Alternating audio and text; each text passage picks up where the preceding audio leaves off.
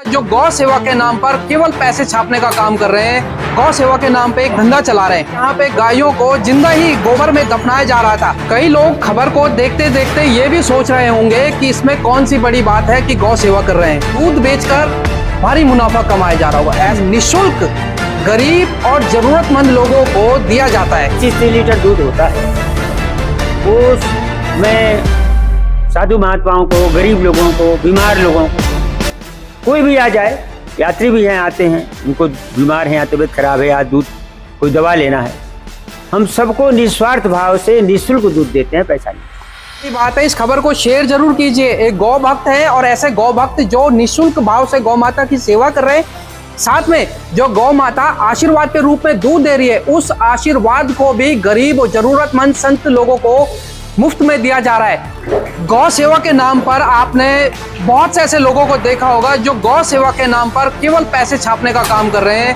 गौ सेवा के नाम पे एक धंधा चला रहे हैं। आज मैं स्वर्गाश्रम स्थित एक पंचायती गौशाला में आया हूं, जो पिछले 35 साल से यहाँ पे संचालित हो रही है। उनके द्वारा गौशाला संचालित हो रही है। स्वामी गुरुचरण जी हमारे साथ हैं, आप देख सकते हैं इस समय वो गायों को यहाँ पे गुड़ खिला रहे हैं। उनसे भी बात करेंगे कि आखिर जो गौ सेवा का उन्होंने ये बेड़ा उठाया है, कब उठाया, कैसे मन में ये विचार आया। देहरादून की घटना से अवगत करा दूं कि देहरादून में भी एक गौशाला ऐसी संचालित हो रही थी, लेकिन उस गौशाला में गौ माता की दुर्दशा सभी ने देखी। पूरे देश में वो वीडियो वायरल हुए जहां पे गायों को जिंदा ही गोबर में दफनाया जा रहा था। लेकिन अगर इस गौशाला में अगर आप स्वर्गाश्रम की तरफ आ रहे हैं तो इस गौशाला को देखने यहाँ पे जरूर आए। किस तरीके से यहाँ पे गौ माता की सेवा होती है, गौवंश की सेवा होती है। यहाँ पे करीबन 300 गायें यहाँ पे हैं जिनकी सेवा निस्वार्थ भाव से हो रही है। आपने बेड़ा उठाया है गौ सेवा का, सबसे पहले बताइए विचार कैसे आया, कब इसकी शुरुआत हुई। ये तो जन्म से हम लोग गौ माता के भक्त हैं। गऊ का दूध पी के इतने बड़े हुए हैं। गऊ का दूध तो अमृत है ना। गौ माता भगवान की सृष्टि में गौ माता ही ऐसी प्राणी है जिनके नाभि में अमृत का निवास है, और उनका दूध, दही, घी, गोबर, मूत्र सभी कुछ अमृत। इस सृष्टि में कोई ऐसा प्राणी नहीं, न कोई देवता है, न कोई महात्मा है जिसका गोबर काम में आता हो, किसी के पूजन या औषधि में अथवा मूत्र काम में आता। पर गौ माता एक ऐसी प्राणी है जिनका गोबर, मूत्र, दूध, दही सभी अमृत है। भगवान को स्नान कराते हैं हम लोग पंचामृत से, पंचगप। और दुनिया का कोई ऐसा रोग नहीं जो पंचगप पीने से ठीक न हो जाए। हर रोगों की दवा है। अच्छा, अभी करीबन कितनी गायें यहाँ पे? यहाँ 300 हैं। मैं आपको बता दूं, पिछली बरसात में इस गौशाला को भारी क्षति पहुंची, जिसके बाद आप देख सकते हैं कि बहुत सी जगहों पे यहाँ पे गौशाला की कुछ जगहें टूटी हुई हैं, लेकिन बावजूद उसके महाराज जी ने अपने प्रयासों से इस गौशाला को अभी भी बहुत सुंदर बनाया है। और जो गौ सेवा यहाँ पे हो रही है निस्वार्थ भाव से, वो बहुत अच्छे तरीके से हो रही है। अगर आपको विश्वास नहीं है तो आप खुद यहाँ पे आके देख सकते हैं कि गौ सेवा किसे कहते हैं, वो आपको यहाँ पे देखने पर मिल जाएगा। महाराज जी, जिस तरीके से बरसात के बाद यहाँ पे काफी नुकसान हुआ, अभी सरकार से क्या चाहेंगे, क्योंकि ये धर्मार्थ का काम है, तो सरकार भी इसमें अगर सहयोग करना चाहे वैसा करना चाहिए उनको इस काम पे। ये तो सार्वजनिक काम है, जनहित का काम है।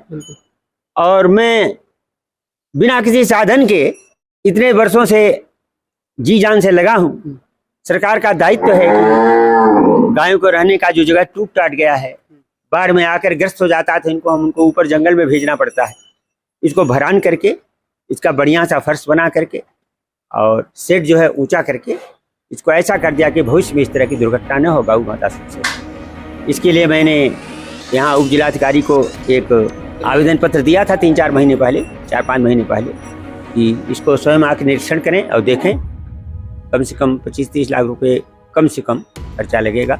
इसके मरम्मत करवा दें, स्वयं कराएं, अपने आदमी से कराएं, हमें कोई आवश्यकता नहीं। हम इसके मालिक तो गौ माता है, मालिक तो जनता है, हम तो सेवक हैं। सरकार भी उसमें सहयोग करे। तो अभी तक तो सरकार की तरफ से कुछ हुआ नहीं। आप लोग मीडिया के लोग हैं, उनको जागृत करें, अब पूछें आपने क्या किया है ना। कम से कम जिलाधिकारी महोदय का, उप जिलाधिकारी महोदय का और अधिकारियों को आकर निरीक्षण तो करना चाहिए, कहाँ क्या टूटा, क्या आवश्यकता है, और उस संबंध में इसकी व्यवस्था करनी चाहिए।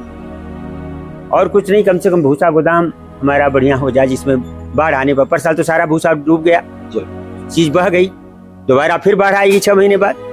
तो ऐसी एक गोदाम बन जाए जिसमें कि जो सामान रखा हो नुकसान ना हो, डूबे नहीं, खराब नहीं हो, सुरक्षित रहे। गायें भी इनको जंगल में ऊपर न ले जाना पड़े, यही सुरक्षित रहे, इतना भरान करके इसका बन जाए, हम यही चाहते हैं। कई लोग खबर को देखते देखते ये भी सोच रहे होंगे कि इसमें कौन सी बड़ी बात है कि गौ सेवा कर रहे हैं। भाई गौशाला है तो गौशाला में गायें हैं, उसका दूध होगा और दूध बेचकर भारी मुनाफा कमाया जा रहा होगा। ऐसा बिल्कुल नहीं है। जो दूध यहाँ गायें देती हैं उस दूध को निःशुल्क गरीब और जरूरतमंद लोगों को दिया जाता है। महाराज जी से जान लेते हैं। महाराज जी, जो गायें यहाँ पे दूध देती है उस दूध का आप क्या करते हैं? ऐसा ज्यादा यहाँ सांड हैं, बुढ़ी गायें हैं, बीमार गायें जो दूध देती थी। 10-20 गायें ऐसी हैं, कोई 1 किलो, कोई 2 किलो, कोई आधा किलो, कोई इस तरह से दूध देती हैं। जो भी 25-30 लीटर दूध होता है वो मैं साधु महात्माओं को, गरीब लोगों को, बीमार लोगों को, कोई भी आ जाए, यात्री भी हैं आते हैं, उनको बीमार हैं या तबीयत खराब है या दूध कोई दवा लेना है, हम सबको निस्वार्थ भाव से निःशुल्क दूध देते हैं, पैसा नहीं।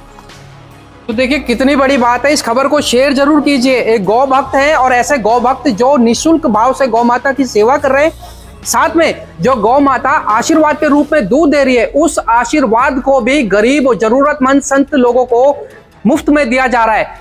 साथ ही अगर आप लोग बाहर से आ रहे हैं और आपके साथ छोटा बच्चा है जो दूध पीता है और आपको दूध नहीं मिल रहा है, तो आप महाराज जी की गौशाला में आए, यहाँ पे आपको बच्चे के लिए निःशुल्क दूध भी मिल जाएगा। इस खबर को ज्यादा से ज्यादा शेयर करें ताकि और भी लोग प्रेरणा लेकर गौ सेवा में आगे आए और बढ़ चढ़कर हिस्सा लें।